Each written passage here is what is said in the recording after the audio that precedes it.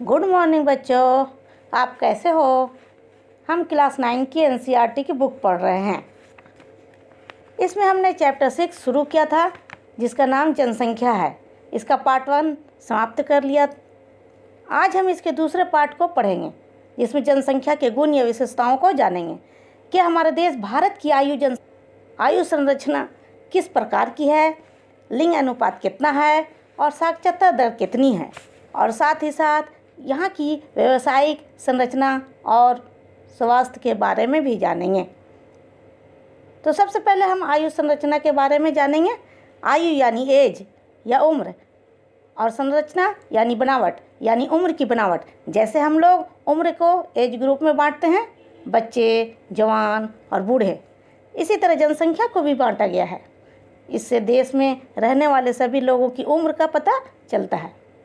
आयु संरचना जनसंख्या की मूल विशेषताओं में से एक है। इसकी किसी भी देश या राष्ट्र के बच्चे, जवान और बूढ़े की संख्या और प्रतिशत ही उस क्षेत्र की आबादी के सामाजिक और आर्थिक ढांचे को निर्धारित करती है। किसी राष्ट्र की आबादी को आमतौर पर 3 वर्गों में बांटा गया है। नंबर 1 बच्चे, नंबर 2 वयस्क, नंबर 3 वृद्ध। चलिए अब इनकी विशेषताओं को जानते हैं। बच्चे, इसमें ऐसे बच्चे आते हैं जिनकी उम्र 15 वर्ष से कम होती है। ये बच्चे आर्थिक रूप से उत्पादनशील नहीं होते हैं, यानी ये किसी प्रकार के उत्पादन या काम नहीं कर सकते हैं। हम ये कह सकते हैं कि ये किसी भी प्रकार की कमाई नहीं कर सकते हैं, बल्कि इनको भोजन, वस्त्र और स्वास्थ्य की सुविधा उपलब्ध कराने की आवश्यकता होती है। अगर किसी बच्चे के माता पिता नहीं हैं तो यहाँ के सरकार की ये जिम्मेदारी बनती है कि उनके भोजन, वस्त्र और स्वास्थ्य संबंधी ज़रूरतों को पूरी करें। अब वयस्क के बारे में जानेंगे। इसमें 15 से 59 साल के लोग आते हैं। ये आर्थिक रूप से उत्पादनशील और जैविक यानी जीवित रूप से प्रजननशील होते हैं। ये जनसंख्या का महत्वपूर्ण और कार्यशील वर्ग होते हैं। किसी भी देश की प्रगति इन पर ही टिकी होती है। हमारे देश भारत में युवाओं को संख्या अधिक है। अब हम वृद्ध यानी बूढ़े के बारे में जानेंगे। वृद्ध, इसमें 59 साल से अधिक उम्र के लोग आते हैं। इनमें आर्थिक रूप से कुछ उत्पादनशील होते हैं और कुछ लोग अवकाश प्राप्त होते हैं, यानी वे काम से रिटायर हो जाते हैं। सरकार उनको ज़बरदस्ती काम नहीं करा सकती है। इस इमेज को देखिए। इसमें भारत की जनसंख्या में इन तीनों समूहों के अनुपात को दिखाया गया है, जिससे इनकी उम्र संरचना का पता चलता है। यहाँ पर 3 रंग से इसे भरा गया है।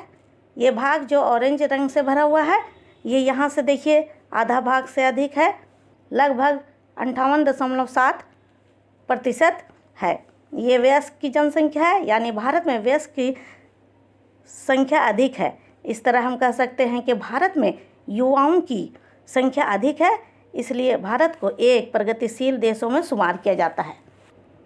इसी तरह जो हिस्सा ब्लू रंग से भरा हुआ है, ये बूढ़े लोगों को दर्शाता है, जो 6.9% है। और ये पूरा भाग जो पीले रंग से भरा गया है, ये बच्चे के समूह को दर्शाता है, जो 34.4% है। ये दोनों भाग जो बच्चे और वृद्ध की है, ये दोनों जनसंख्या के आश्रित अनुपात को प्रभावित करती है, क्योंकि इन दोनों समूहों को भोजन, वस्त्र और दूसरी ज़रूरतों के लिए दूसरों पर आश्रित रहना पड़ता है, और सरकार का भी ये दायित्व बनता है कि इसके प्राथमिक आवश्यकताओं को पूरा करें। ये दोनों समूह किसी प्रकार का कार्य नहीं कर सकते हैं, लेकिन युवा पीढ़ी शारीरिक और मानसिक दोनों प्रकार से काम करते हैं, जिससे देश की प्रगति हो सकती है। अब हम लिंग अनुपात के बारे में जानेंगे। पुरुषों और महिलाओं का जो अनुपात होता है उसे लिंग अनुपात कहा जाता है, यानी प्रति 1000 पुरुषों पर महिलाओं की संख्या को लिंग अनुपात कहते हैं। जब भारत में 2011 में जनगणना हुआ था तो यहाँ का लिंग अनुपात 943 था, यानी अगर पुरुष 1000 थे तो महिलाएं 943 थीं। भारत में सबसे अधिक लिंग अनुपात वाला राज्य केरल है, जहाँ प्रति 1000 पुरुषों पर महिलाओं की संख्या 1084 था। और सबसे कम लिंग अनुपात वाला राज्य हरियाणा है, जहां प्रति 1000 पर केवल 877 है। इसी तरह दिल्ली केंद्र शासित प्रदेश में प्रति 1000 पर 866 महिलाएं हैं।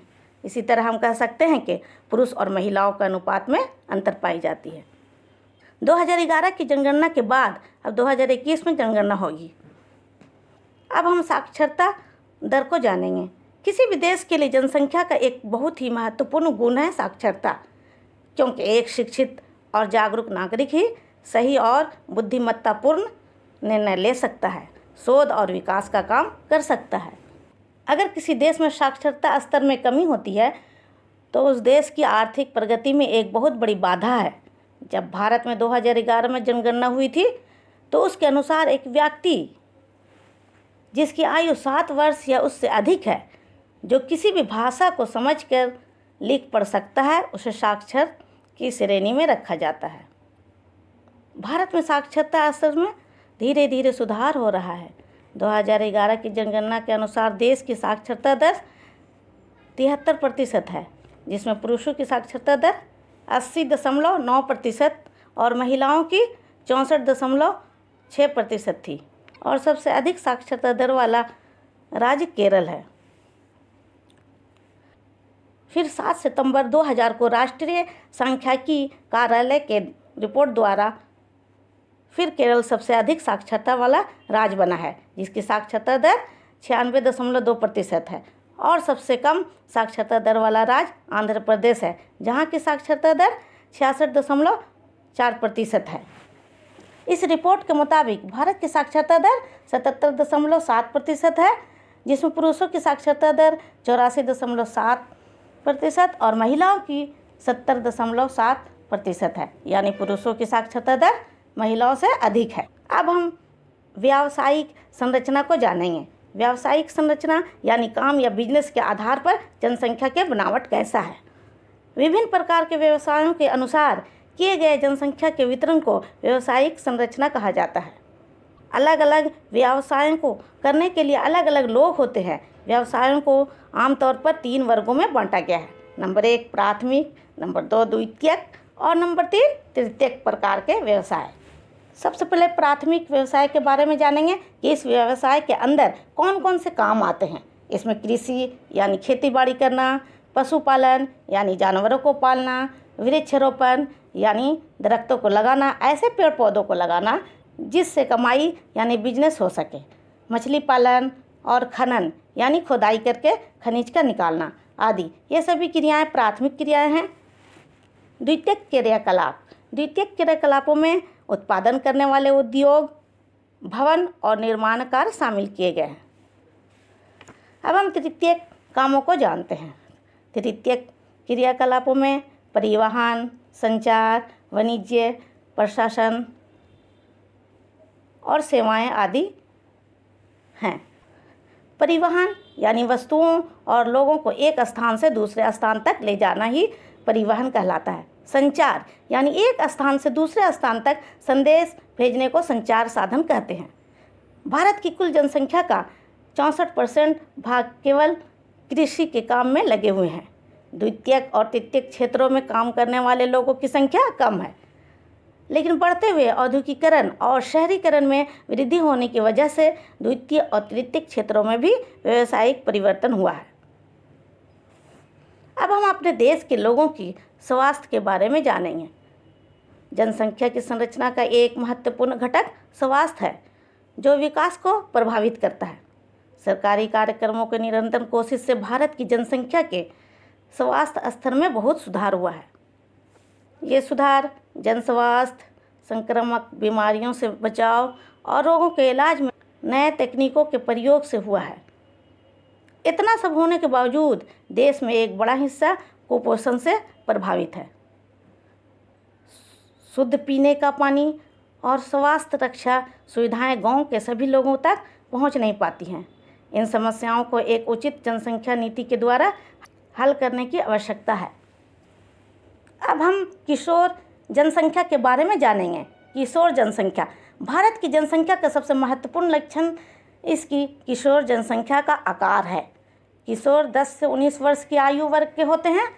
ये भविष्य के सबसे महत्वपूर्ण मानव संसाधन होते हैं, क्योंकि यही बच्चे देश के भविष्य बनाने में महत्वपूर्ण योगदान करते हैं। इसलिए किशोरों के लिए पोषक तत्व की अति आवश्यकता होती है। इसकी कमी से स्वास्थ्य खराब और विकास में कमी हो सकती है। हमारे देश भारत में किशोरों को जो भोजन मिलता है, इसमें पोषक तत्व की कमी होती है और विकास की प्रक्रिया में उनकी समस्याओं पर कोई खास ध्यान नहीं दिया गया। शिक्षा के प्रसार और इसमें सुधार के द्वारा इनकी समस्याओं के प्रति जागरूकता बढ़ाई जा सकती है। अब हम भारत सरकार द्वारा क्या क्या नीति बनाई गई है, इसके बारे में जानेंगे। हम सभी जानते हैं कि अगर परिवार छोटा होता है तो सभी की समस्याओं को सुलझाने में आसानी होती है। इसलिए इस बात को ध्यान में रखते हुए भारत सरकार ने 1952 में एक व्यापक परिवार नियोजन कार्यक्रम को प्रारंभ किया, जो परिवार कल्याण कार्यक्रम जिम्मेदार पितृत्व को बढ़ावा देने के लिए काम करता है। इसके बाद राष्ट्रीय जनसंख्या नीति 2000 आई। इस नीति में 14 साल के बच्चे को निःशुल्क शिक्षा प्रदान करने, शिशु मृत्यु दर को प्रति 1000 में 30 से कम करने, टीका रोधी बीमारियों से बच्चे को छुटकारा दिलाने, लड़कियों की शादी की उम्र को बढ़ाने के लिए प्रोत्साहित करना, परिवार नियोजन को एक जन केंद्रित ढांचा प्रदान करना आदि जैसे समस्याओं को हल करने का उद्देश्य था।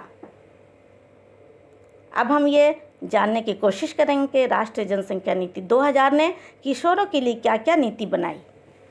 इस नीति के तहत किशोर और किशोरियों को गर्भधारण और यौन संबंधों से प्रसारित बीमारियों से संरक्षा के बारे में बताया गया। इसके द्वारा कई कार्यक्रम चलाए गए, जिसका उद्देश्य देर से विवाह और देर से संतान का जन्म देना।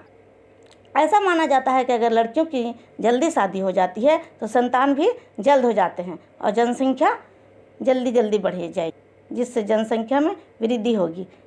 इसलिए इस नीति को लागू किया गया ताकि जनसंख्या को कम किया जा सके। इसके अलावा यौन संबंध के खराब प्रभाव के बारे में जानकारी देना, गर्भ निरोधक दवाओं का सही तरीकों से प्रयोग में लाना, खाद्य और पौष्टिक सेवाएं उपलब्ध करवाने और बाल विवाह को रोकने के लिए कानून को सख्ती से लागू करना है। इन सभी को देखते हुए हम कह सकते हैं कि किसी भी देश या राष्ट्र के लिए वहाँ के लोग बहुमूल्य संसाधन होते हैं। शिक्षित और स्वस्थ जनसंख्या ही काम को सही तरीके से करने की शक्ति प्रदान करती है। मेरे ख्याल में अब आपको जनसंख्या के बारे में समझ आ गया होगा। आज ये क्लास 9 का आखिरी अध्याय था जो ख़त्म हो चुका है। अब हम क्लास 10 की ज्योग्राफी की बुक शुरू करेंगे। तब तक के लिए थैंक यू।